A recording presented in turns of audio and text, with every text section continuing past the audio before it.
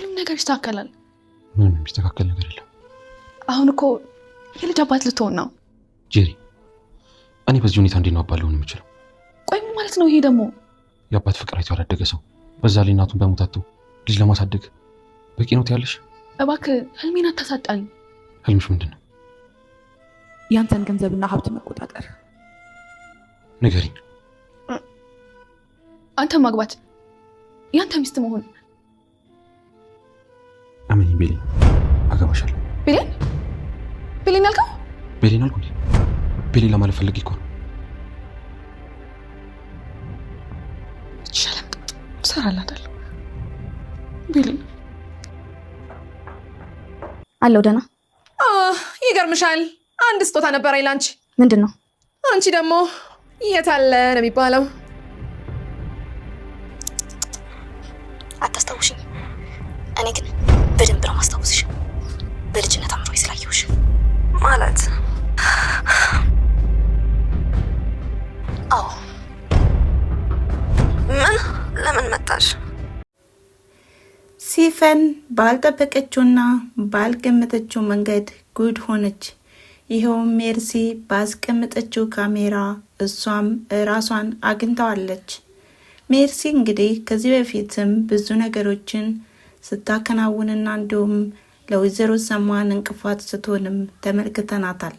ዛሬ ግን በስተመጨረሻ ሲፈንንም እጅ ከፍንጅ የያዘችበትን ካሜራ በስጦታ መልኩም አሳይታታለች። ሰላም ጤና ይስጥልን ውድና የተከበራችሁ ቻናሌ ተከታታዮች እንደምናላችሁ። ዛሬም እንግዲህ በተወዳጁና እንዲሁም በአጓጊው ድራማ በድር ድራማ መጥቻለሁ ማለት ነው። እንደተለመደው ላይክ፣ ሼር፣ ኮሜንት እያደረጋችሁ ሰብስክራይብ እያደረጋችሁ አበረታቱኝ። ስለምታበረታቱኝም ደግሞ ከልብ አመሰግናለሁ እያልኩኝ እንግዲህ በዛሬው ዕለት የተከሰተውና እንዲሁም የተፈጠረውም ነገር አምነን በሚያስደንቅና በሚያስገርም ሁኔታ የልጅ አባት ልትሆን ነው የሚልም ብስራትን ሰምቷል። ነገር ግን ውስጡ አልተቀበለለትም። ይኸውም ጄሪንም እንዴት ሊሆንና እንዲሁም እንዴት ሊፈጠር ቻለ? አንቺ አስበሽበት ከሆነና እንዲሁም ለመውለድ አስበሽ ከሆነ ባታስቢው ነው የሚሻልሽ በማለትም እያስጠነቀቃትም ነበረ። ነገር ግን ጄሪም ቢሆን ብዙ እንዳላሰበችበትና እንዲሁም በአጋጣሚ እንደተረገዘም እየነገረችውም ነበረ። ከዚህ በኋላስ ህልምሽ ምንድን ነው በማለትም ነግሯትም ነበር። ጄሪም ቢሆን በውስጧና በልቧም የአንተን ንብረትና ገንዘብ መቆጣጠር በማለትም ሁሉንም ነገር እያሰበችም ነበረ። እንግዲህ በአፏም ቢሆን አንተን አግብቶ መቀመጥ፣ አንተን መንከባከብ፣ የአንተ ሚስት መሆን ነው ህልሜ በማለትም ስትናገር እንግዲህ አምነንም ቢሆን ከውስጡ ከልቡ ያለችውን ብሌንን አዎ እውን እናደርገዋለን፣ እኔም ህልሜ ይሄው ነው በማለትም ሁሉንም ነገር እንደሚወዳትና እንደሚያፈቅራትም ለራሷ ለጄሪ ነግራታል። ጄሪም ያልጠበቀችውና ያልገመተችው ነገር ስለሆነም በጣም ተናዳም ነበረ። ታዲያ ወዲያውኑም ወደ ብሌን በማምራትም ብሌንን ጩኻባታለች። ለምንድን ነው አንቺ ምን አይነት ሰው ነሽ? ምን አይነት ጋጠ ወጥ ነሽ? አሁን ላይ አምነን ስላንቺና ስላንቺ ብቻ ነው የሚያስበው የሚያምሰለስለው። ከዚህ በኋላ ከአጠገቡ ብትጠጊ እኔን አያድርገኝ። እስከ ዛሬም ከዚህ ቤት እንድትቆይ ያደረግኩሽ እኔ ነኝ። አምነንን መክሬ ከጎዳና ላይ እንዳይጥልሽ አደረግኩ በማለትም እንግዲህ በብሌን ላይም ጩኻባታለች። ብሌንም ቢሆን ስቅስቅ ብላ አልቅሳለች። አምነን ልጅ እንዳለውና እንዲሁም ጄሪ እንዳረገዘች በሰማች ጊዜም ነገሩን መቆጣጠር አቅቷትም ነበረ ጥላቸው የወጣቸው። እንዲሁም ደግሞ የአምነን አክስትም ቢሆን ሁሉም ነገር በጊዜው ይሆናል፣ እህቴንም ለዚህ የዳረጋትና ለዚህ ያበቃት ማን እንደሆነ በአጭር ቀን ደርስበታለሁ በማለትም ከራሷ ጋር እየመከረችም ነበረ። በተጨማሪም ስልክም ደውላ ወይዘሮ ሜርሲ ወደዚህ ቤት የመጣችበትን አላማና እንዲሁም ሁኔታም አጣርተ ንገረኝ እያለችም ነበረ።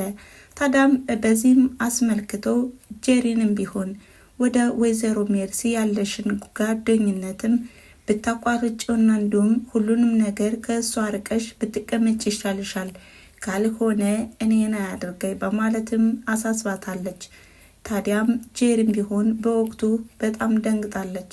እንግዲህ ወይዘሮ ሲፈንም ቢሆን አለም ሰላም ብላ በተቀመጠችበትና በተኛችበትም ሰዓት እንግዲህ ሰላማዊ ሰው በመምሰልና ሾከክ ብላ በመግባትም ሲፈንን አስደንግጣታለች። ያስደነገጠችበት ምክንያትም እኔ ዛሬ ሰርፕራይዝ አለኝ፣ ስጦታ ላንቺ አዘጋጅቻለሁ፣ ላንቺ ያልሆነ ቀሚስ ይበጣጠስ በማለትም እያፌዘችባትና እየሳቀችባትም ስጦታውን ልስጥሽ በማለትም በጉጉት አሁን ላይም እንድትሰማውና እንዲሁም እንደምታየውም አድርጋ ሰጣታለች። ታዲያ ሲፈንም ያልጠበቀችውና ያልገመተችው መንገድ ነበረ። ይህንንም አስመልክቶ ወይዘሮ ሰማን እንዴትና በምን ሁኔታ ህይወቷ ሊያልፍ ቻለ በሚለውም ሜርሲ ጠንቅቃ ስለምታውቅም ሁሉንም ነገር አሳይታታለች። ታዲያ ሲፈንም እንዴት ሊሆን ቻለ በማለትም ደንግጣ ነበር የቆመችው። ታዲያም እንግዲህ የዛሬ ቪዲዮ ያቆመው ከዚህ ላይ ነበረ። በቀጣይስ በምን አይነት መንገድ ይመጡ ይሆን? ብሌን በአሁኑ ሰዓት ልቧ ተሰብሯል። ለምንስ ከአንድ ላይ ላንሆን ነገር እንቀራረባለን?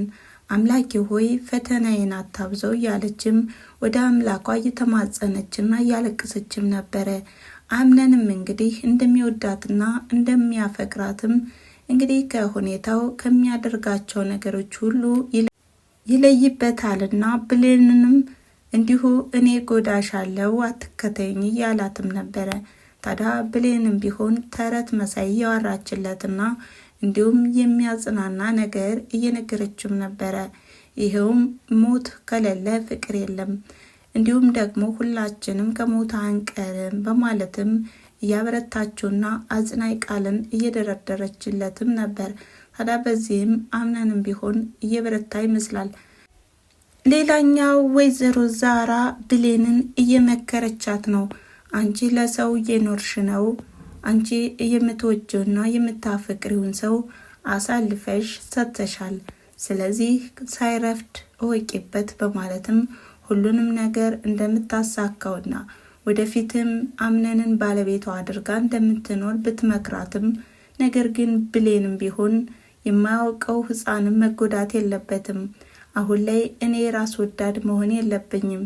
አሁን አምነን የልጅ አባት ሊሆን ነው፣ ደግሞ እኔ ልበጠብጣቸው አይገባኝም በማለትም መልስንም መልሳም ነበረ። እንግዲህ ወደፊት የሚሆነና የሚፈጠረውን እናያለን ማለት ነው። በዚህ ድራማ ላይ ያላችሁን አስተያየትና እንዲሁም ሁሉንም ነገር ግምታችሁን በኮሜንት መስጫ ላይ አስቀምጡ እያልኩኝ ለዛሬ የነበረን ቪዲዮ ይሄን መስል ነበረ። ስለተከታተላችሁኝና አብራችሁ ስለቆያችሁ ከልብ አመሰግናለሁ በማለት መልካም ጊዜ። ቻው።